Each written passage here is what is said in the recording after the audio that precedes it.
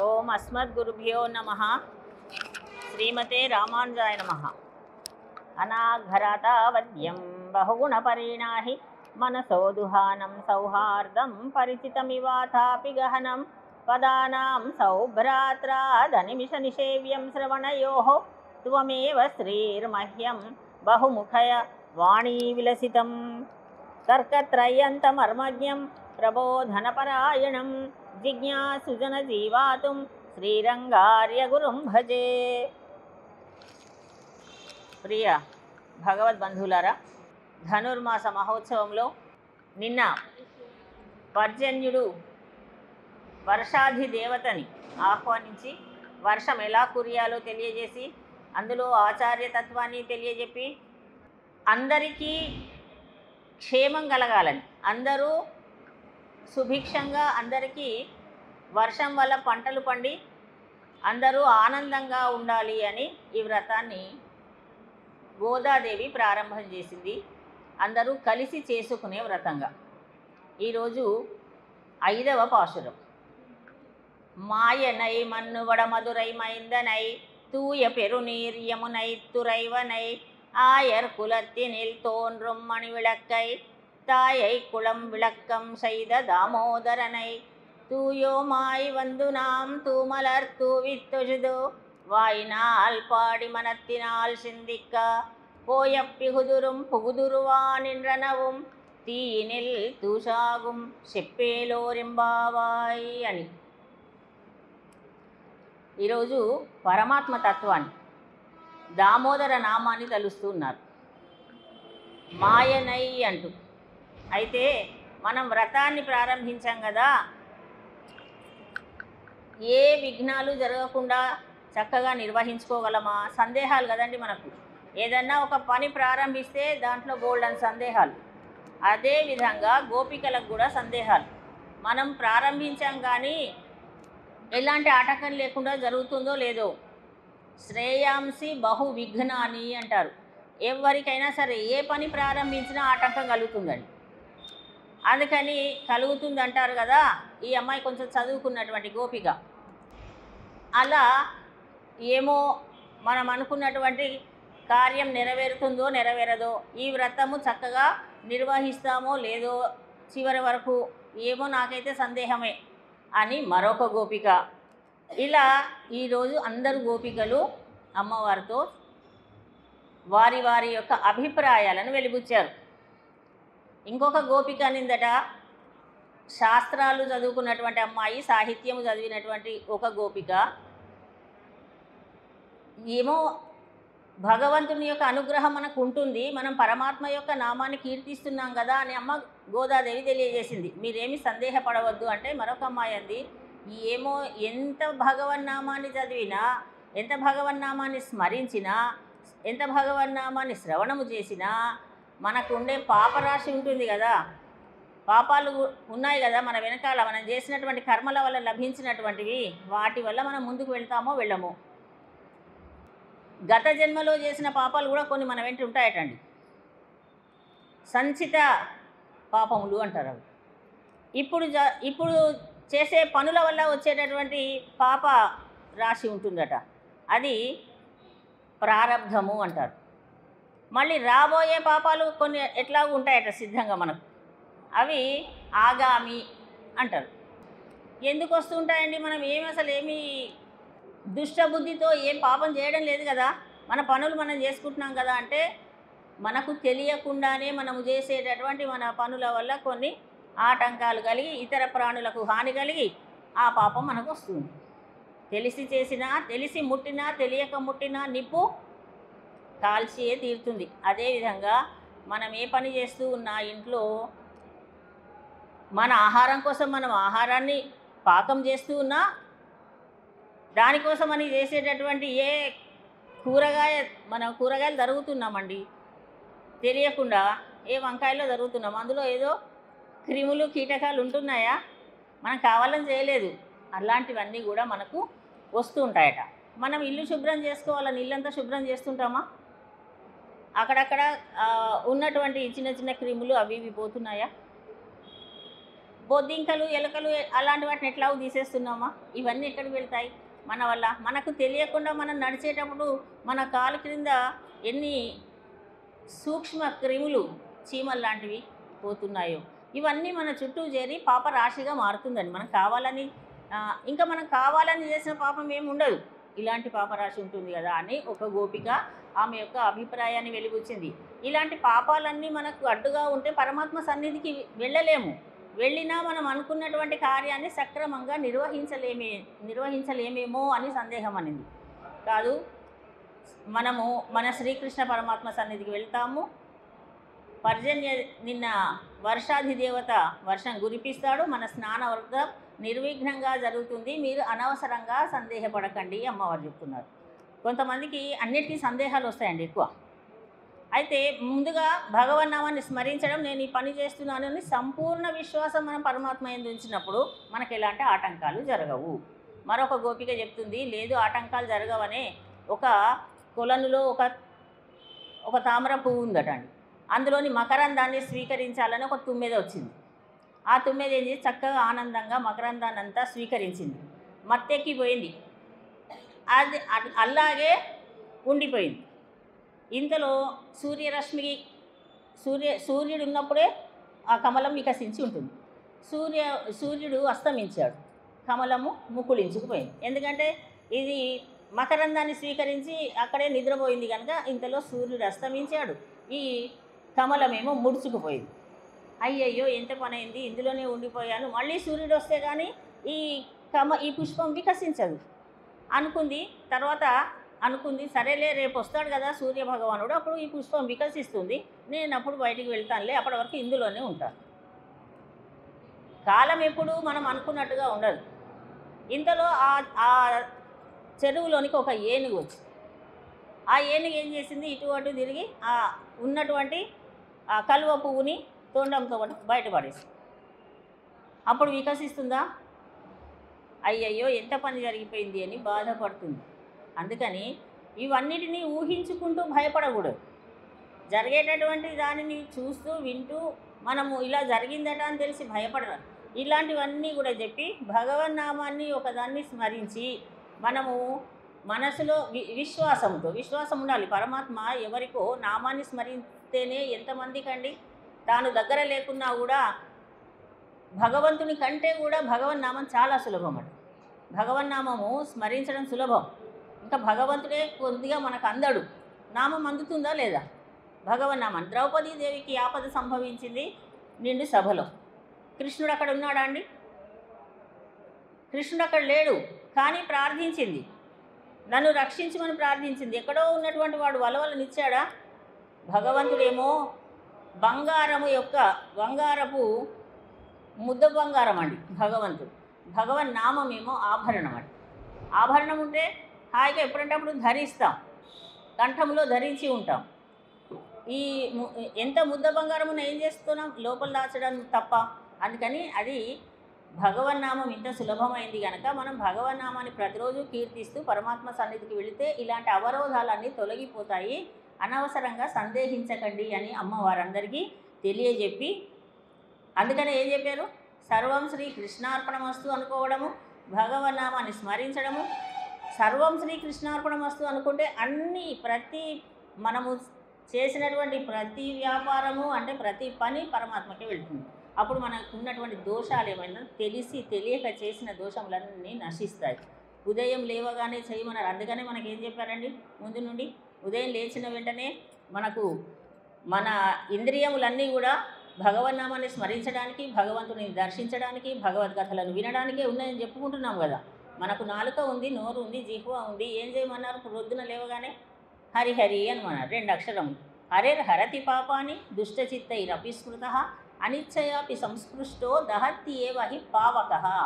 హరి అంటే చాలటండి, మనం ఎప్పటి నుండో మన వెంట ఉన్న పాపరాశి అంతా కూడా ఒక నిప్పు కణిక పైన దూదిని వేస్తే ఎలా భస్మం అయిపోతుందో ఆ విధంగా మన పాపాలని నశిస్తాయి. ఉదయం లేచిన వెంటనే పరమాత్మకి ధన్యవాదాలు తెలియజేసుకోగలగాలి.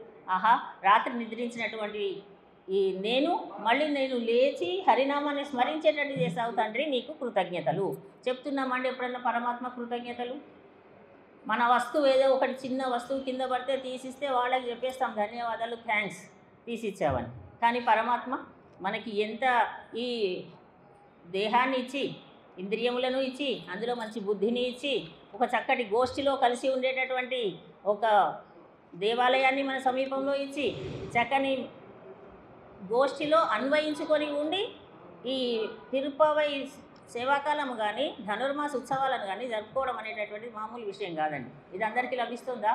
అయ్యయ్యో నాకు మొన్న ఒక ఆవిడ కలిసారు, నాకు రావాలని ఉంది కానీ చాలా దూరం అండి, అక్కడ చాలా బాగా జరుగుతున్నాయి, ఇలాంటి వాళ్ళు ఉన్నారు. అది మనకు లభించడం అంటే భగవంతుని యొక్క కృపా కటాక్ష విశేషణం అనుకోవాలి. అది మనకు లభించింది. అందుకని ఎవరు బాధపడొద్దు అని అమ్మ గోదాదేవి వాళ్ళందరికీ నచ్చజెప్పి ఈరోజు దామోదర నామాన్ని, హే కృష్ణ ద్వారకావాసిన్ దామోదర గోవింద అనే నామాలను తెలియజేస్తుంది. అయితే ఈరోజు ఏం చెప్పారు? మాయనై మన్ను వడమధురై మైందనై అన్నారు. మాయనై అంటే మనం అనుకునేటటువంటి మాయమైపోవడము, ఉన్న వస్తువు లేకుండా కనిపించకుండా పోవడం కాదండి. ఒక శక్తి అని అర్థం. పరమాత్మ యొక్క శక్తి తత్వం ఒక మాయ. ఆ మాయలాగా ఉద్భవించాడు కృష్ణ పరమాత్మ. ఎవరికి లభించాడు? దేవకీదేవికి జన్మించాడు. దేవకీదేవి ఎలా జన్మించాడు? అదే అద్భుతం అట. ఇదే అద్భుతం మాయ. ఏమిటి మాయ అంటే శంఖ చక్రములతోటి, తన ఆయుధములన్నిటితోటి జన్మించాడండి. అలా ఎవరైనా జన్మిస్తారా చిన్న శిశువులు? కానీ కృష్ణ పరమాత్మ జన్మించాడు. అది ఒక మాయ. ఆ దివ్య దర్శనాన్ని దేవకి వసుదేవులు ఇద్దరు దర్శించారు. తర్వాత వెంటనే ఉపసంహర అని ప్రార్థన చేస్తే, తండ్రి నీవు ఇలా వచ్చావు, మేము ప్రార్థన చేస్తే మరి కృష్ణుడు దేవకీదేవి తపస్సు చేసిందట భగవంతుడి గురించి. భగవంతుడు ఏం కావాలమ్మా అని అడిగితే, నీవే నాకు కుమారుడిగా జన్మించు.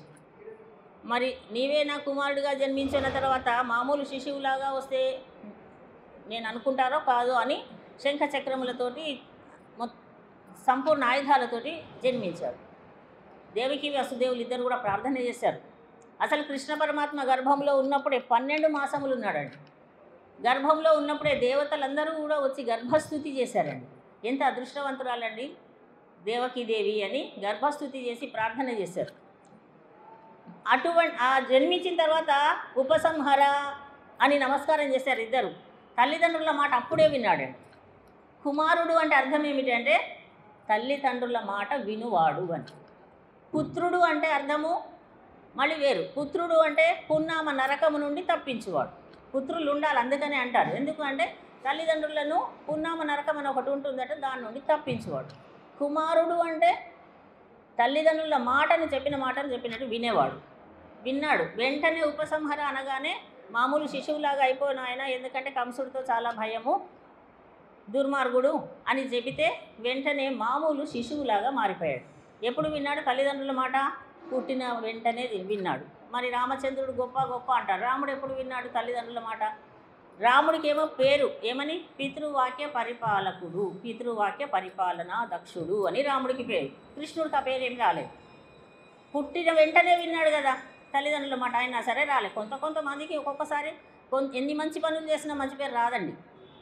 కొంతమంది చేయక ఒక్కసారి ఒక పని చేస్తే దానికి వచ్చేస్తుంది. అందుకని కృష్ణ 12 సంవత్సరాలే కదా విశ్వామిత్ర మహర్షితో వెళ్ళమంటే వెళ్ళినవాడు రాముడు. 24 సంవత్సరాల తర్వాత అరణ్యవాసానికి. మరి కృష్ణ పరమాత్మ పుట్టిన వెంటనే వెళ్ళాడు.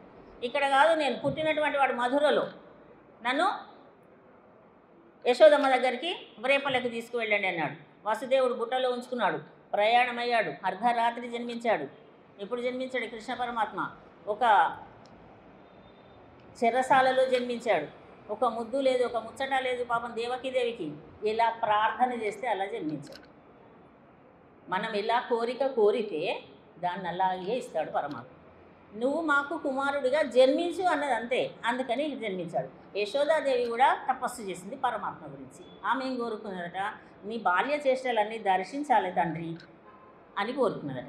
అందుకని పుట్టు అన్నారు, ఇక్కడ జన్మించమని కోరుకున్నారు కనుక ఒకటే అవతారంలో ఇద్దరికి వెళ్ళాడు. అందుకని ఇక్కడ జన్మించమన్నందుకు దేవకీదేవికి జన్మించారు. వెంటనే వ్రేపల్లెకు వెళ్ళాడు.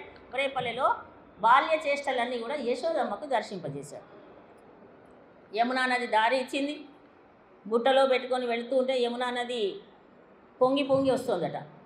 వసుదేవుడు బుట్ట పైకి తీసుకొని వెళ్తే మామూలు ఇళ్ళ పట్టుకొని వెళ్తున్నాడు. భుజం మీద పెట్టుకుంటే అక్కడ దాకా పొంగుతుంది, శిరస్సు మీద ఉంచుకుంటే అక్కడ దాకా పొంగుతుంది. ఇలా వెళుతూ ఉంటే ఆకాశంలో దేవతలందరికీ తెలుసండి కృష్ణ పరమాత్మ అవతారం దాల్చాడని. మేఘాలన్నీ కూడా చూస్తున్నాయట. మేఘాలు అనుకున్నాయట, అరే మనలాగానే ఉన్నాడే, మన రంగే మన పరమాత్మ మన రంగులోనే వచ్చాడు అని సంతోషపడుతున్నాడట. సంతోషం ఎక్కువగా అవుతే, ఎక్కువ సంతోషపడితే ఏమొస్తుంది?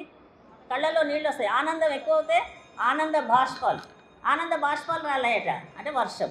మేఘాలకు ఆనందం కలిగితే వర్షం కురుస్తుంది. ఆ వర్షం కురుస్తుంది, అయ్యో మా స్వామికి వర్షం కురుస్తుంది. ఆదిశేషుడు వచ్చాడు.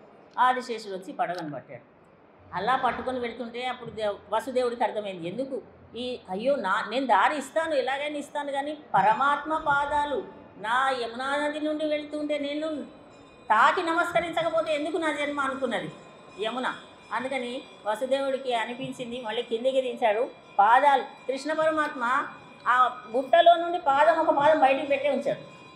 ఎందుకంటే ఉప్పొంగి వస్తుందంటే యమున యొక్క ఆర్తిని గ్రహించాడండి పరమాత్మ. అప్పుడే పుట్టిన పిల్లవాడు ఒక కాలు బయటికి ఉంచాడు, పాదాన్ని తాకి వెళ్ళింది యమున నది. అందుకని యమున అనేది చాలా శ్రేష్టమైనది. సరే వెళ్ళాడు, అక్కడ ఉంచాడు. అక్కడ మాయనే మన్ను వడమదురే అంటే అది మాయ అనేటటువంటి ఒక అమ్మాయిని సృష్టించి కృష్ణ పరమాత్మ నీవు ముందే యశోదాదేవి దగ్గర గర్భంలో జన్మించు అని చెప్పాడు. అందుకని అక్కడ బాలిక ఉన్నది. యశోదమ్మ దగ్గర కృష్ణ పరమాత్మ నుంచి ఆ బాలికను మాయాశక్తి స్వరూపిణి అమ్మాయి, ఆమెను తీసుకొని వచ్చి ఇక్కడ చెరసాలలో ఉంచారు దేవకి దగ్గర. అప్పుడు ఏడ్చిందట అండి. అప్పటి వరకు మన చెరసాలలో ఉన్న వాళ్ళందరూ కూడా హాయిగా నిద్రిస్తున్నారు. అప్పుడు ఏడుపు వినిపించి వీళ్ళందరూ లేవడం కంసుడికి తెలియజేయడం. వచ్చాడు కంసుడు, దుర్మార్గుడు. ఏడుపు వినిపిస్తే చాలు, ఇది అసలే అష్టమ గర్భం కదా, కృష్ణుడు జన్మించాడు. సరే ఖడ్గం తీసుకున్నాడు, వచ్చాడు. చెల్లెలు చాలా ప్రార్థన చేస్తుందండి. ఎవరు చెల్లెలు? దేవకీదేవి. అన్నా వద్దన్నా అన్నా చెల్లెళ్ళు ఎంత మురిపంగా చూసుకొని అత్తవారింటికి నిన్ను నేనే దింపి వస్తానని వెళ్ళినటువంటి అన్నగారు ఈరోజు చెల్లెలికి పుట్టిన బిడ్డను కూడా తీసేసుకుంటున్నాడు. బాధపడింది. అన్న ఇప్పుడు పిల్లవాడు మగ పిల్లవాడు కాదు, ఆడపిల్ల నీతో యుద్ధం చేస్తుందా, నేనేమైనా సంహరిస్తుందా? వద్దన్నా. అన్న క్షమించుమన్న తగదల్లుడు గాడిది మీనగోడలవు మన్నన సేయుమన్న విను మాని నిజంపుట రాచపాడి కాదన్న మహాత్ములు పోవు త్రోవ పోవన్న సుకీర్తివై మనగలదన్న నేను శరణంబు వేడదన్న శరణు వేడిందని. అయినా కానీ మనసు కరగలేదు. మహాత్ములు వెళ్ళేటటువంటి దారిలో నడువు నువ్వు. నిన్నందరూ కూడా చీచి ఆడపిల్లను చంపాడు అని అపకీర్తి తెచ్చుకోకన్నా అని ప్రాధేయపడ్డది. అయినా సరే వినలేదు. సరే ఆమెను సంహరించడానికి విసిరేశాడట. కింద ఇలా ఖడ్గం బట్టి పైకి విసిరాడు. ఆ శక్తి మాయాస్వరూపిణి పైకి వెళ్ళిపోయింది. అష్టభుజి అయింది అమ్మవారు. అక్కడుండి అష్టభుజి కాగానే అన్ని ఆయుధాలన్నీ ఆమె చేతికి వచ్చాయట. ఓయి దుష్టకంస, నిన్ను చంపేవాడు ఉన్నాడు, పెరుగుతున్నాడు, రేపలేదు చెప్పింది. అంతర్ధానమైంది. దేవతలందరూ అప్పుడు ప్రార్థించారు. ఆమెనే మనము కూడా ప్రార్థిస్తున్నాం. అప్పుడు కృష్ణ పరమాత్మ నిన్ను అందరూ కొలుస్తారు అనేటటువంటి ఒక అభయం ఇచ్చాడు, ఒక వరం ఇచ్చాడు. అందుకని ఆమె దుర్గామాతగా అందరము కొలుస్తున్నాము. అమ్మల గన్నయమ్మ, ముగురమ్మల మూలపుటమ్మ, చాలా పెద్దమ్మ, సురారులమ్మ, దన్నులు నమ్మిన వేల్పుటమ్మల మనమ్ముల నుండెడి అమ్మ, దుర్గమాయమ్మ, కృపాభీక్షిత మహత్వ కవిత్వ పటుత్వ సంపదలని ప్రార్థన చేసుకుంటున్నాం కదా. అలా అమ్మవారిని మాయనయ్య అంటే అది. సరే వెళ్ళాడు, నడుస్తుంది. ఈ చేష్టలన్నీ కూడా కృష్ణ పరమాత్మ చిన్నప్పుడు ఆడి పాడినటువంటి గోకులంలో గోపాలులతో ఆడిందంతా ఇక్కడ ఏ పార్క్ ఉంది వాళ్ళ దగ్గర? పెద్ద పెద్ద పార్కులలో ఏం ఆడుకోలేదు కృష్ణ పరమాత్మ. ఎక్కడ ఆడుకున్నాడు? యమునా నది ఒడ్డునే ఆడుకున్నాడు. అందుకనే యమునా నది చాలా శ్రేష్టమైనది అని చెప్తారు. యమునలో ఈతలు కొట్టారు, యమునలో పిల్లలందరితో కలిసి ఆడారు, పాడారు, ఆ నీటినన్నిటిని తాగారు, వాటన్నిటిని అందులోని మళ్ళీ వేశారు కదా. ఉచ్చిష్టం అంటే ఆ నీళ్ళను కూడా ఎంగిల్ చేశాడు ఎవరు? కృష్ణ పరమాత్మ. అందుకని చాలా శ్రేష్టమైనదట. యమునా నది కృష్ణ పరమాత్మ యొక్క పాదాన్ని తాకి నమస్కరించింది కనుక అది కొద్దిగా నలుపు రంగులో ఉంటుందండి. యమునా నదిని చూస్తే నల్లగా, మన గోదావరి చూడండి, అలకానంద, గోదావరి, ఈ నదులన్నీ కూడా గంగా తెల్లగా స్వచ్ఛంగా ఉంటాయి. యమునా నదికి అంత అదృష్టము దక్కిందట పరమాత్మ యొక్క దివ్య పాదార విందమును నమస్కరించేటటువంటి తత్వం. అప్పుడు అందుకని యమునా నదిని కొలుస్తున్నారు. మాయనై మన్ను వడమధురై మైందనై అని. అంత గొప్పనైనటువంటి యమునా నది సమీపంలో ఆడి పాడినటువంటి కృష్ణ పరమాత్మ నిత్యము కూడా మళ్ళీ ఎక్కడ ఉన్నాడు? మధురలో జన్మించినటువంటి వాడు. మధురా నగరం ఎలాంటిదండి? మధుర అంటేనే చాలా మధురమైనది, మామూలు మధురం కాదట, తేనె అంత మధురమైనది అని చెప్తారు. అందుకనే కదా మధురాష్టకం కూడా ఉంది, తెలుసా అండి? అధరం మధురం వదనం మధురం హసితం మధురం వదనం మధురం మధురాధిపతేరఖిలం మధురం. అన్ని మధురమే అండి. పరమాత్మ యొక్క నవ్వు మధురం, కృష్ణ పరమాత్మ యొక్క ముఖార విందము మధురం. అంత మధురమే. అంత గొప్పనైనటువంటి మధుర నగరం అట. కానీ అక్కడి ప్రజలకి కృష్ణ పరమాత్మతో ఉండి ఆడి పాడి చూచి అటువంటి అదృష్టం లేదు. ఎవరికి ఉంది? రేపల్లెలో ఉన్న గోపికలకు ఉంది. అక్కడికి చేరాడు పరమాత్మ. ఇదే విషయాన్ని చెప్తున్నారు. నిత్యము భగవత్ సంబంధము కలిగినటువంటి ఉత్తర మధురకు నాయకుడా అని. ఉత్తర మధుర అంటున్నారు. మధురలు 2 ఉన్నాయండి. ఇన్ని విషయాలు ఉంటాయి. ఇవాళటి పాశురము చాలా విశేషమైన పాశురం. ఇప్పటి వరకు ఈ 5 పాశురాలలో సారభూతమైనటువంటి పాశురం ఈ 5వ పాశురం మాయనై మన్నువడ మధురై. ఈ 5 పాశురాలు కూడా మిగతా తర్వాత 25 పాశురాలు ఉన్నాయి. ఆ 25 పాశురములకు సారభూతమైనవి 25. అందుకనే అయ్యిందు మైందు మర్యాద మానిడనై వయం శుమప్పదుం వంబు అని మనవాడ మామూలు తెలియజేశారు. గొప్పనైనటువంటి ఎంత చెప్పుకున్నా తరగనటువంటి విశేషములు కలిగినటువంటి భగవత్ తత్వము కలిగినటువంటి 30 పాటలే ఈ తిరుప్పావై పాశురములు. వాటిని వినడం అనడం మన పూర్వజన్మ సుకృత ఫలం ఉంటేనే ఇవి లభిస్తాయి. మనమందరం అదృష్టవంతులం కనుక మనం ఇవన్నీ వినగలుగుతూ ఉన్నాం. నిత్యము భగవత్ సంబంధము కలిగినటువంటి ఉత్తర మధురకు నాయకుడైనటువంటి వాడిని కీర్తిస్తున్నారు. మాయనై మన్ను వడమధురై మైందనై అంటే, మైందనై అంటే బలశాలి అని అర్థం, చాలా బలశాలి అని అర్థం. ఇంకొక అర్థం పిల్లవాడు అని అర్థం, మరొక అర్థం నాయకుడు అని అర్థం. నానార్థాలు ఉంటాయి కదండి, అనేక అర్థాలు ఉంటాయి ఒక్కొక్క పదాలు. అలా గొప్పనైనటువంటి వాడుగా ఇక్కడ ఉన్నాడు, పిల్లవాడుగా ఉన్నాడు కదా కృష్ణ పరమాత్మ అని. అందుకనే అమ్మ మైందనై అనే పదము ఉపయోగించింది. అయితే ఇది ఉత్తర మధుర. మరి దక్షిణ మధుర ఉందా ఎక్కడన్నా? ఎక్కడ? అది మధురై. అది మళ్ళీ మనము ఏమంటారు, కన్ఫ్యూజ్ అవుతామేమో అని గోధుమ తల్లి ఉత్తర మధుర అని చెప్పారు. వడ మధురై అంటే ఉత్తర మధుర.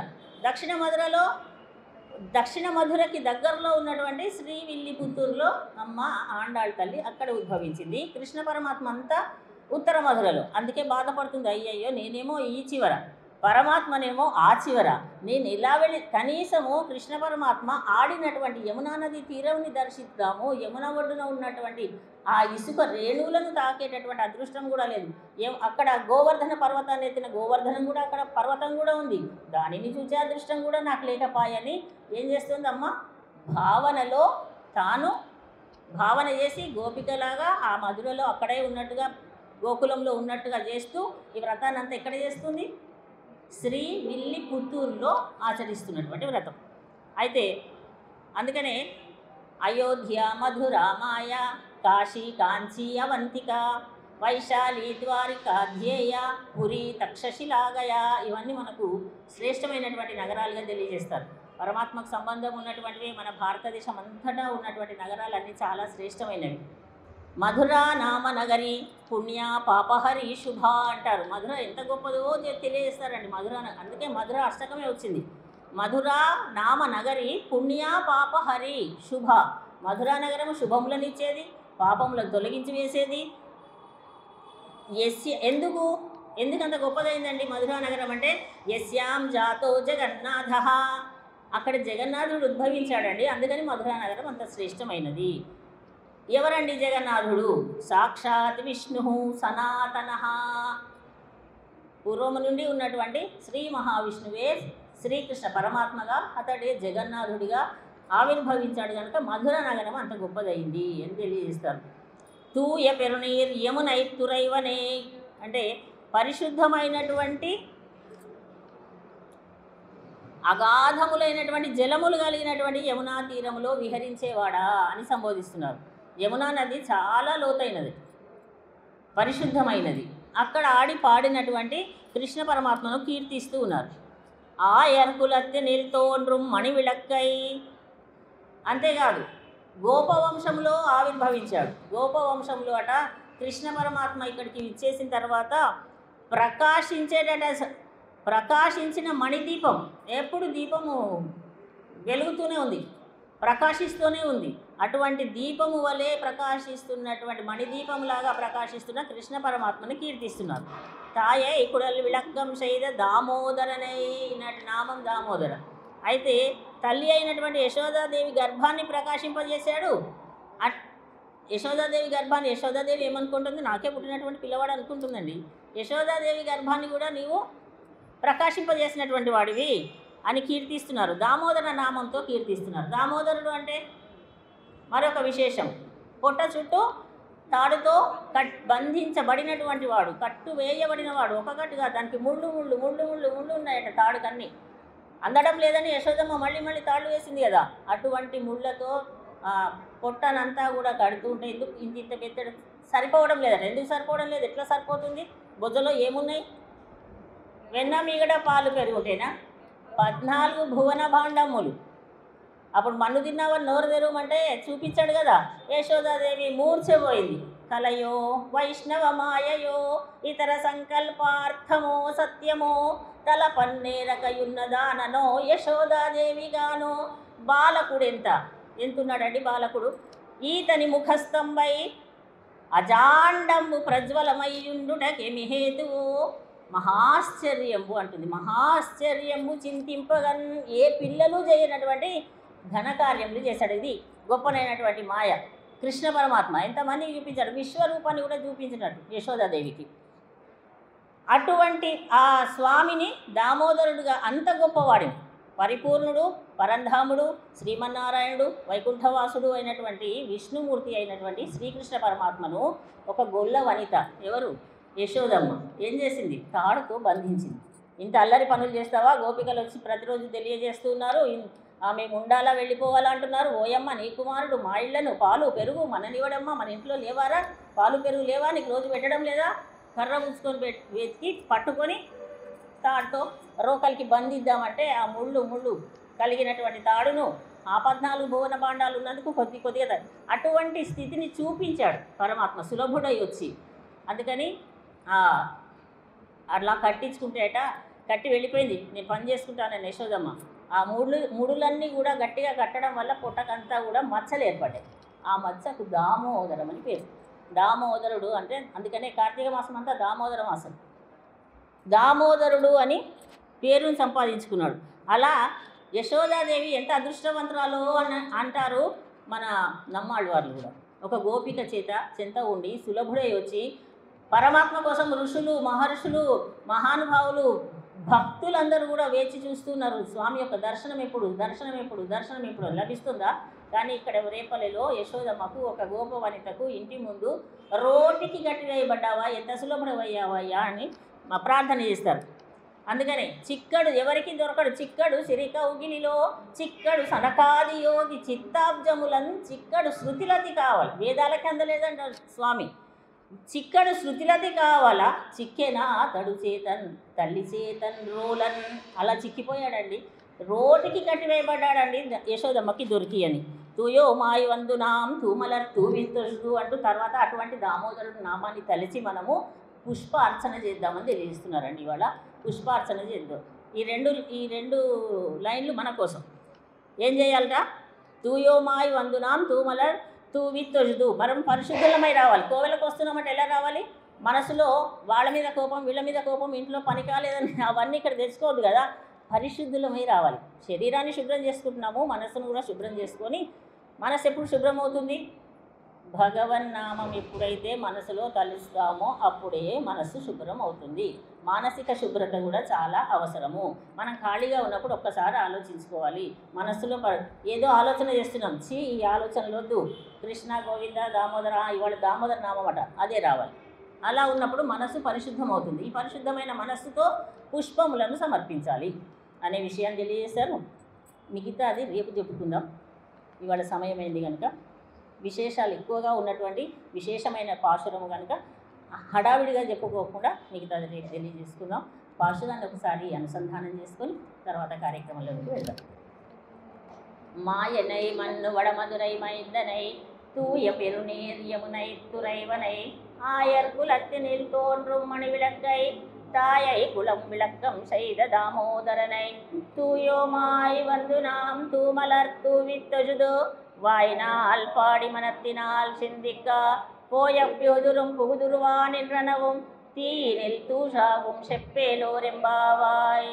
कर्कटे पूर्वफल्गुण्यां तुलसीकाननोद्भवां पाण्ड्ये विश्वंभरां गोदां वन्दे श्रीरङ्गनायकीम्. आण्डाळ் दिव्य तिरुवडिगळे शरणम्.